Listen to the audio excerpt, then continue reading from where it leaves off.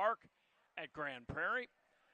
I'm Jim Byers alongside Rodney Nelson. We are here to analyze this opening night of the Thoroughbred season. And, Rodney, it seems like just yesterday that we were in this spot last fall, but it's been 5 months.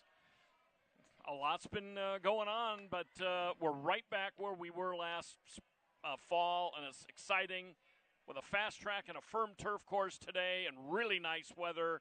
A lot of nice folks coming in already tonight to get things started, and we have festivities tonight. We have live music. We got a lot coming up this week. Yeah, we got Craig Parker as Elvis out in the Courtyard of Champions. He's a opening night mainstay out here. It's always nice to see Craig out there in the Courtyard of Champions. Good things going on this weekend. Dollar Day on Saturday, dollar beers, dollar hot dogs, dollar admission, and more.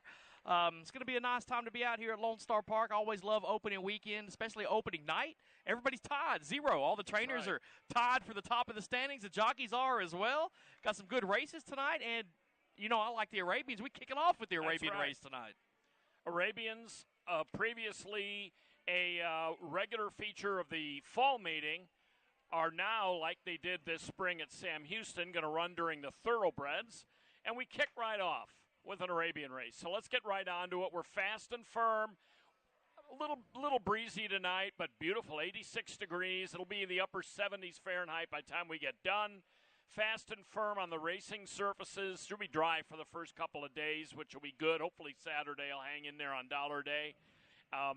First race, 7/8 of a mile allowance. Non-winners of 2 Arabians. No scratches out of the first race. I had a tough call between the 1 and the 7. We both landed on the 7 RB Date Night.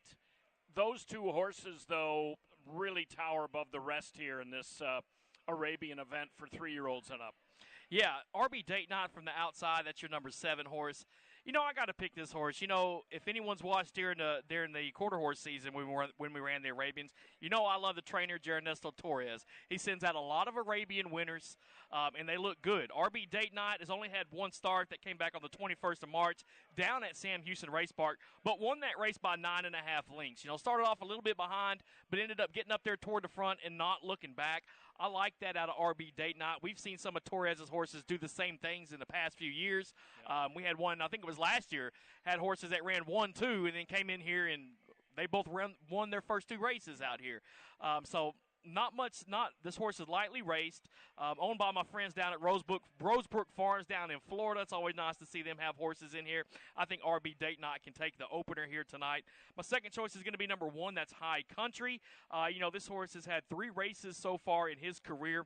One of those was a win. That came 2 starts back. That was on the 1st of March. Won that race by 19 lengths. The other 2 races have both been second-place finishes for High Country. And then I got number 4, Burning Hess, as my third choice. You know, this horse got disqualified from a second-place finish last time out, only behind by a neck in that race, was a winner before that. And if you look at the 1 and the 4, High Country and Burning Hess, trained by Nicole Ruggieri, she's going to have some horses in a couple weeks, I believe, up at Churchill for the UAE President's Cup, I want to say. She's won that race a couple times with RB Texas Hold'em, Patty's Day. That's a $400,000 race coming up in a couple weeks at Churchill for the Arabians. So make sure to put that on your calendar. We always see a lot of horses that have had good success at Lone Star Park move into those UAE President's Cup races and have some success there as well. So here in the first, the opener, 7, 1, and 4 is how I see it.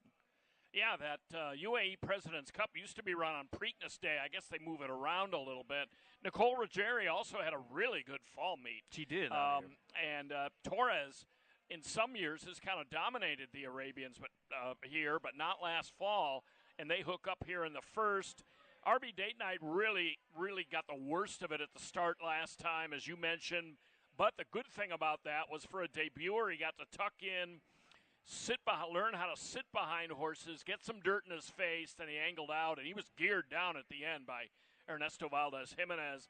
Really impressive race on Texas Champions Night. High Country did win that maiden victory by 19 lengths. He has managed, though, to run second while fairly well bet in his other 2, but his romping win did come at this distance, and RB Date Night has to add a furlong onto his last race. On to the second. This race all matches older horses in here. 3-year-olds didn't draw in. $7,500 claiming, excuse me, non-winners of 3 going 5/8 of a mile. You'll note there's a little typo in the program. The pick 3 that starts with this race is on races 2, 3, and 4. And in this one, we've got a pretty strong favorite starting on the inside that I am trying to beat in Copper Storm. Well, I'm not going to try to beat Copper Storm. I'm going with this horse on the inside. You know, Copper Storm, this horse has had 15 races of experience, so he's been to the racetrack quite a bit. Out of those 15 races, does have a couple wins, 6 seconds, and 5 third-place finishes. If you look at how this horse has performed out here at Lone Star Park, it's had 3 starts and has hit the board in all 3 of those starts. Doesn't have the win yet, but does have a couple seconds and a third. And you see that at Lone Star last year, this horse was quite popular at the claim box. Yes. Getting taken pretty much in every race that the horse had out here was claimed. So gets back to Lone Star Park before the horse has had some success, hitting the board in all 3 starts out here. We'll see if this horse can't do it once again. You look at those last few races, you see this horse was in for $20,000 last time, had an allowance race before that, $30,000 tag. Now this horse is in for $7,500. Dropping down in class, I think Copper Storm is going to be the one to beat. I got Dr. Skyscraper, number 4, as my second choice. I see that's your top selection, so I'll let you talk about him. And then I got Valdina Dreams, the 6th horse, as my third choice here. Coming in here fresh off a second-place finish, going 6 furlongs, going to cut a furlong off of that tonight. But we'll see if this 6 can't get up from the outside for an on-the-board finish. Yeah, good old Valdina Dreams. I mean, he's a fixture. He's run 44 times. He's run 15 times here, 2 for 44, but he answers the bell and he picks up checks. I went with Dr. Skyscraper, even though there's definitely red flags about this horse. For one thing, the big drop. I mean, okay, he's run the last 2 races in a row, but one was on the turf. The other one last time was against allowance non-winners of 3 Texas breds at Houston. He was double-digit odds in both, 10-1 and 13-1. He used to be kind of quick. He hasn't been fast early in his last 2 starts. His buyers used to be enough to compete with the 1, Copper Storm, but obviously running last twice in a row, those have taken a hit. I don't know. He was competing against much better just 2-3 starts ago. Copper Storm is, I think he's the best in here and the one to beat. His start trouble last time was pretty minor. I wouldn't over-dramatize that, but he's not very consistent. But he's the best horse in here. So, I have a few long shots tonight in my top picks, among my top picks, not so much tomorrow. One thing about our exotic wagering here this spring, if you joined us in the fall, we don't have the pick 6 during the thoroughbred season, but we have a pick 4 and a pick 5, and of course the super high 5. Lots of pick 3s, double on the first and last races, so a full wagering menu.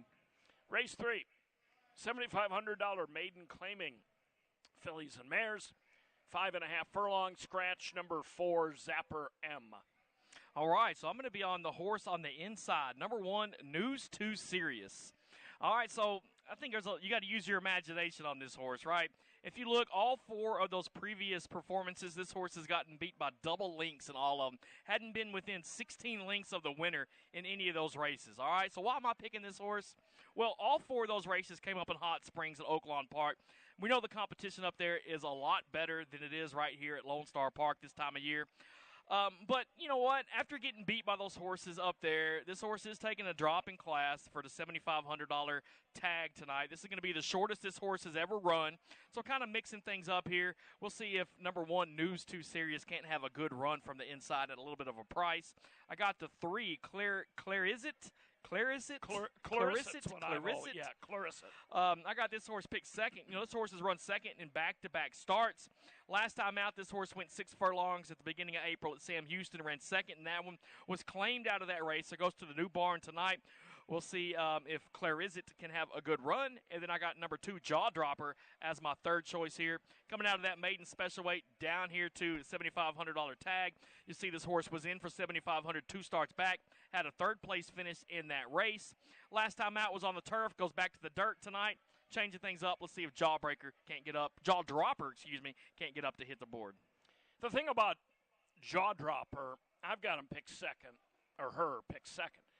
she is always going the wrong way at the finish. And she backs up, even going 5 furlongs. Tonight she's going to go 5.5. But she has good speed. This is a maiden race that, is a very winnable spot for everybody in here.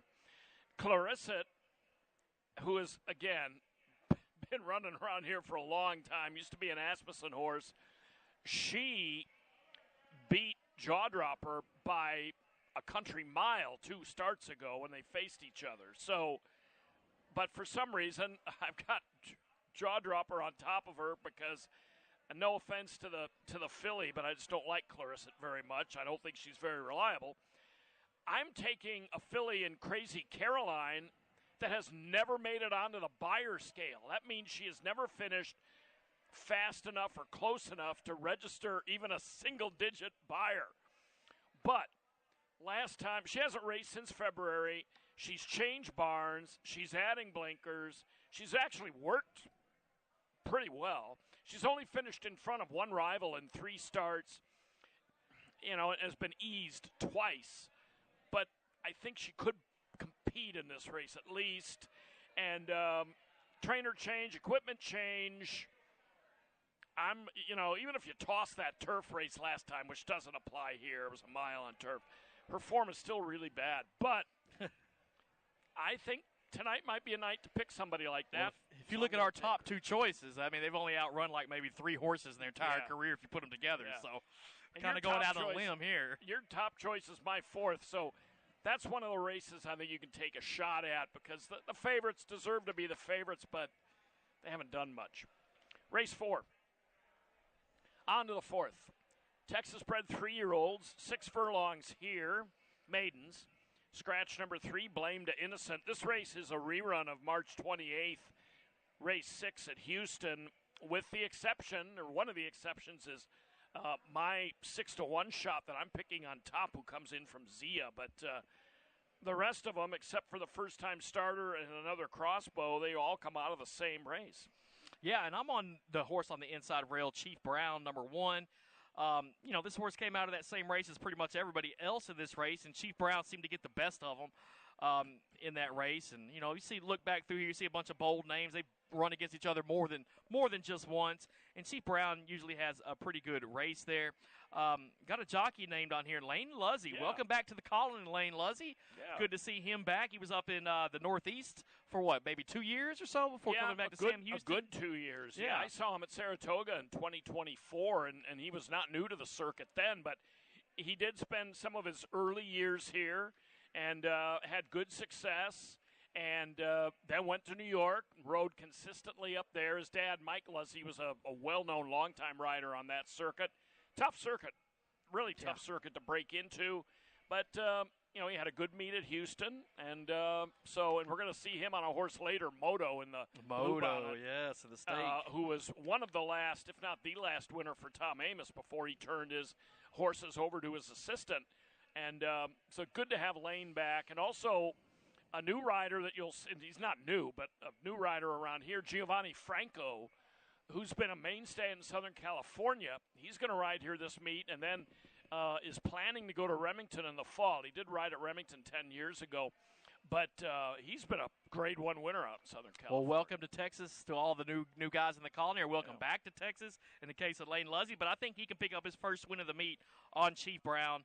Rode him last time out in a second-place finish. I mean, this horse was right up there toward the front most of the way around the racetrack. That came at this 6-furlong distance. You see this horse has only gone 6 one time. Was that second-place finish last time out. So I'll go ahead and give Chief Brown the nod over Heat 'em Up, the number 4 horse. It's another horse that's been running those maiden races, has a couple at 6 furlongs, has a second and a third-place finish. That third came last time out where Chief Brown bested him by a length and 3/4. And then I got number 7, He Might Go, as my third choice here. First-time starter here, the only first-timer in the field. We'll see if this horse isn't ready to go at a big price. Yeah, he's intriguing to me, too. I've got him third like you do. The works are pretty good. Shows a little bit of speed. I mean, 5th best out of 37 2 workouts ago out of the gate, going a half mile, and a really quick work back on March 14th. You know, he's got some speed about him. I'm going with another crossbow, number 6. Rick Lee, his picks are on page 8. He's our line maker and longtime handicapper. He's got another Crossbow as his long shot of the day. I like this gelding because he hasn't been out since around Christmas. So he's coming off the bench. He has switched to Capalucci, who has a very, very high number with sending horses out for the first time in his care. First time Capalucci, first time Lasix. Comes from Zia. Maybe didn't like the thin air or the arid conditions or whatever. It's certainly not arid here tonight. It's a little humid. And, he didn't do much in his 2 races there, but he picks up a good rider from Oklahoma and Floyd Wethy, who rides here a lot. I'm going to give him a shot over Chief Brown, who's very consistent. And again, I'm picking a lot of favorites second. Chief Brown's the one to beat. But I'm going to take a shot with this New Mexico Invader. Well, picking favorite second, the favorite loses more often than they win, That's right? True. But if you look at the statistics, so not a bad way to go, I guess. On to race 5. Chalky, couple of top selections in here. This race begins to pick 4. And, in fact, the previous race would begin to pick 5, if my addled mind is doing the math right. Race 4 would begin to pick 5. Yeah. For sure. So, I don't know why I just took 10 seconds to think of that. I like it chalky here, especially with the 6. I like this horse, this veteran. Non-winners of 3 claimers on the grass going 7.5. Absolutely certain. Looks, to me, really tough to beat. Yeah, that's the one I got my money on here in race number 5. What I like about this horse, you look at those last 4 starts, all of them coming down at Sam Houston. All of them were on that turf course, and all 4 of them around 2 turns, right? And you see absolutely certain won one of those races. That was the one 3 starts back at the end of January. Since then, had a second and a third. That second was close up at a mile and a 16th. A mile last time out was a third-place finish. I mean, this horse has been in the money in all 3 starts out here at Lone Star Park. Has a good lifetime record as well. I think there's a lot to like here about absolutely certain. Number 2, Texas Creed. That's going to be my second choice here. 10-1 on the line for Texas Creed. This horse is coming out of some allowance races. Was competitive in those races. You can see the last 2 races, 4th place finish in both of those. The one 2 starts back did come on the turf course going 1 mile. Was 4th in that one. Now, although he was 4th in that one, was still beaten by 13 lengths. So a pretty big run out there for the top few horses in that race. But other than that, you see this horse had a decent year at Remington Park, picked up a win in January at Sam Houston. So Texas Creed, I think this horse could be ready to go tonight. And then I took the number 5, Aries Honor, as my third choice. A lot of turf races for the number 5. 14 different starts out of 19 career starts have been on the turf. Has a couple wins, 3 seconds, and a couple thirds as well. I think this is one to look at to wrap up those trifecta tickets here in race 5. I got it 6, 2, and 5. 2 of the horses in your picks, your second and third picks, are really quick. And Summer Help is quick as well. Number 3, Drobny, who's Giovanni Franco's mount. He's capable of going up on the front end as well. But I really don't mind that in a 7/8 or a 7.5 furlong turf race because it's a quick run into that first turn, and they kind of rate themselves around the first turn, long run up the backstretch. It just seems like it sometimes favors horses toward the front. By the way, in this race, scratch the 11 and 12, the 2 also eligibles. I'm going to go with absolutely certain as a decisive pick. I think it's all systems go. He has a great style. He likes to lurk just off the pace, finishes well. They're not machines. They still have to go and perform, but excuse me. He has been very consistent this winter. And has run reasonably well on this course before. I went with Rivetage as a second pick. Tough post today, but he should be closing. He's kind of a deep closer. Drobny is interesting, too. Abel Ramirez Rodriguez. Franco said he was coming here to ride a lot for Diodoro, but he's clearly picked up some mounts for Abel Ramirez Rodriguez as well. 2 barns that win a ton of races here. On to the 6th. Maiden special weights in race 6, 7/8 of a mile. These are 3-year-olds. And no scratches or changes, or no scratches at least out of this one. Yeah, so here in race number 6, I'm going to take number 5, Brilliant Plan. Now, this horse has only had one start. That came at 5 furlongs on the turf, so going longer today, going from the turf to the dirt. But what really catches my eye was that third-place finish last time out, only beaten by half a length. If you look at the comments there, it says gaining, so I like gaining when stretching out. I think that's a little bit better. And this horse is by one of my favorite sires, Hard Spun. Yeah. So that caught my eye there. I think Brilliant Plan might be the one they're all going to be chasing after here in race number 6. Second selection, I went with the 2. That's Hidalgo, another one that's making his second career start. First one was in a tough spot in the maiden race up there at Oaklawn Park, finishing 8 of 9 in that race. But I think the only place that this horse can go is up from that last race. If you take a look, this horse put in a bullet workout back on the 11th of April over at Louisiana Downs. So you can see this horse went from Hot Springs, stopped over in Bossier City for a little while before coming over here. We'll see if Hidalgo's ready to go. And then I got the horse on the rail, Special Agenda, as my third choice here. Horse was a second-place finisher last time out. We'll see if he can't have another run in him tonight. Yeah, if you just isolate Special Agenda, the 1, isolate his 3 dirt races, they're really good. 2 seconds and a third. Buyer figures should be competitive with these. Has a good work coming in. Has been off about a month. That's fine. Shortens up from a mile to 7/8. I like that. So I'm taking Special Agenda on top because he has been really competitive in his outing so far. Hidalgo, the 2, you know, we're going to see a bunch of these horses that come from Oaklawn and get dusted and then turn it around when they get here. He might be one of those. I mean, his LAD works indicate that he's pretty good. He has been training all winter at LAD, though. So they shipped him to Hot Springs to run. But they didn't feel, I guess, I don't know. I don't know how a big outfit like Asmussen determines who goes where as far as who gets a stall. But he didn't have a stall at Oaklawn. He just was based at Louisiana Downs. Indicates to me he thought this colt, despite his high yearling sale price, you know, might be a horse destined for the Texas-Louisiana circuit rather than Hot Springs, Kentucky. That being said, you know, you got to respect the Asmussens coming from Hot Springs. I don't care if they did run 8th out of 9. Brilliant Plan I like as well. I love to see horses gain ground. I don't care what it is or who they are. And when a track chart caller uses the word gaining, and it does appear the horse really did gain, that's important because those are choices that the footnote rider makes. And when they say gaining, finished with willingly, words like that, that means they've caught their eye. They weren't just kind of plodding along at the end. Race 7, our annual opening night feature. Honestly, I'm kind of glad they moved it off the first race. I've said this before because this race, the Bluebonnet, we used to have an opening day stake as the first race, and it's Premier fun. Stakes is what we called it when it was a race 1. And it's fun, but it's a little nerve-wracking even for a grizzled veteran such as myself to start right out with a stake. So I'm kind of glad I get 6 races to get the get rust in the groove off. again, Yeah. right? We got a really, super matchup here between Moto and Too Much Kiki.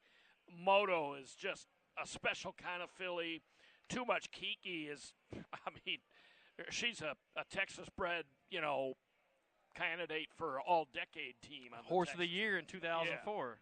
So, we both went with Moto, but only because her last win was just so handy, and it included drubbing Too Much Kiki, and very few horses have ever beaten her.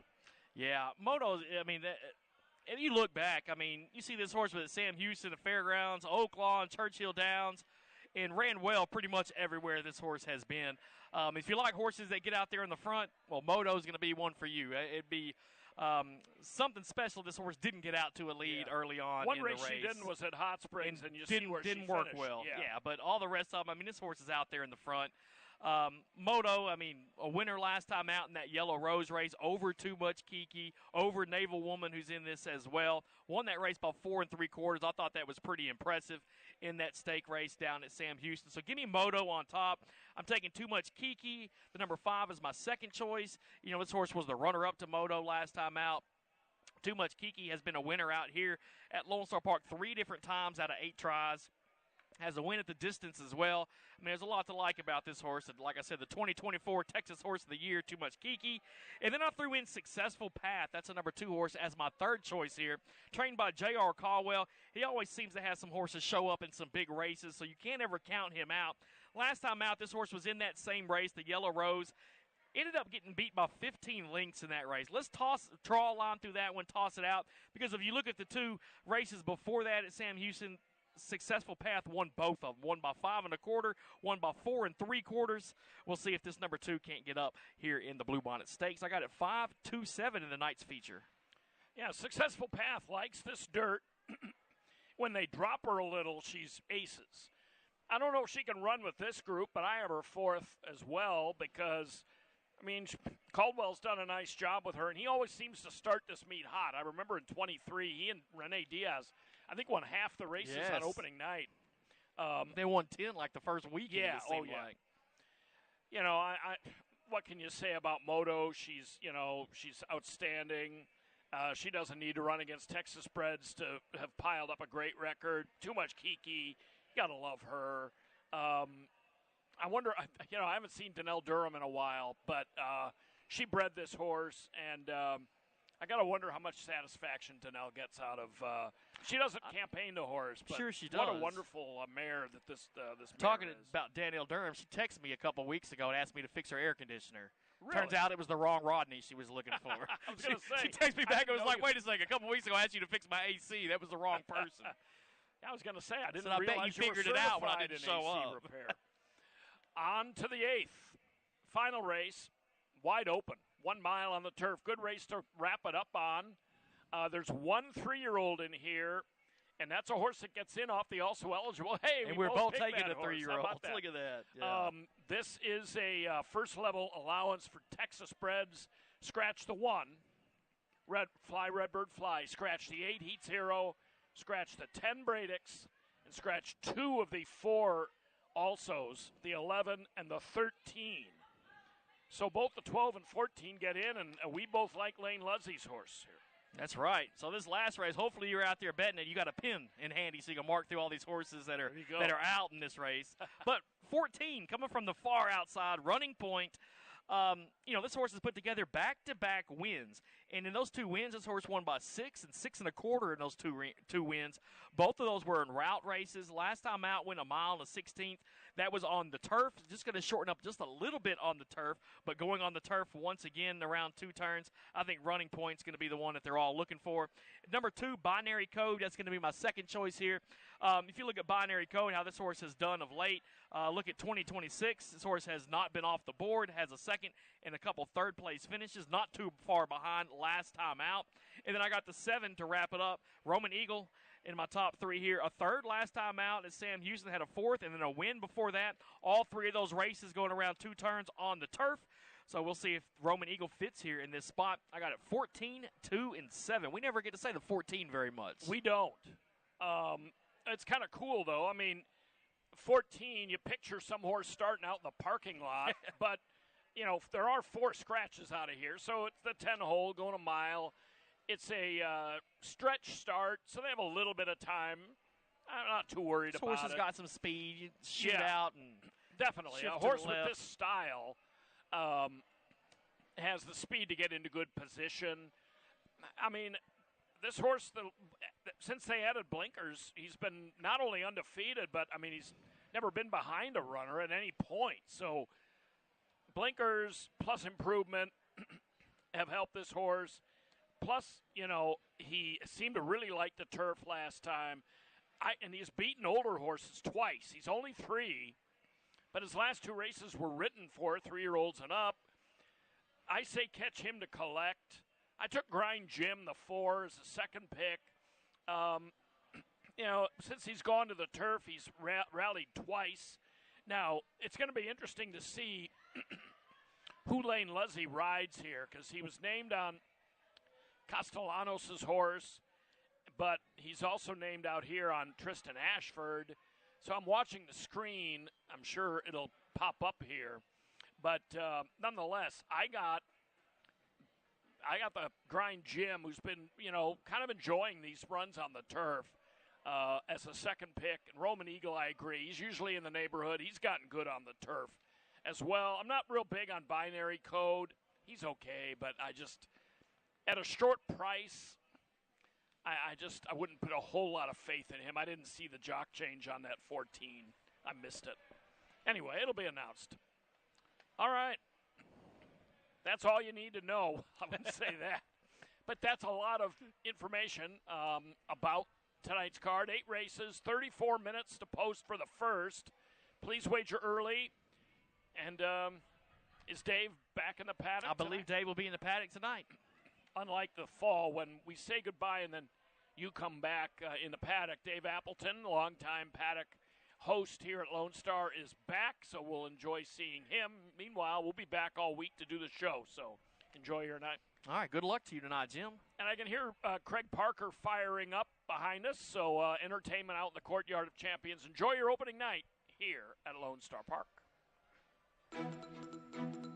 In the event of an emergency, Lone Star Park is dedicated to ensuring the safety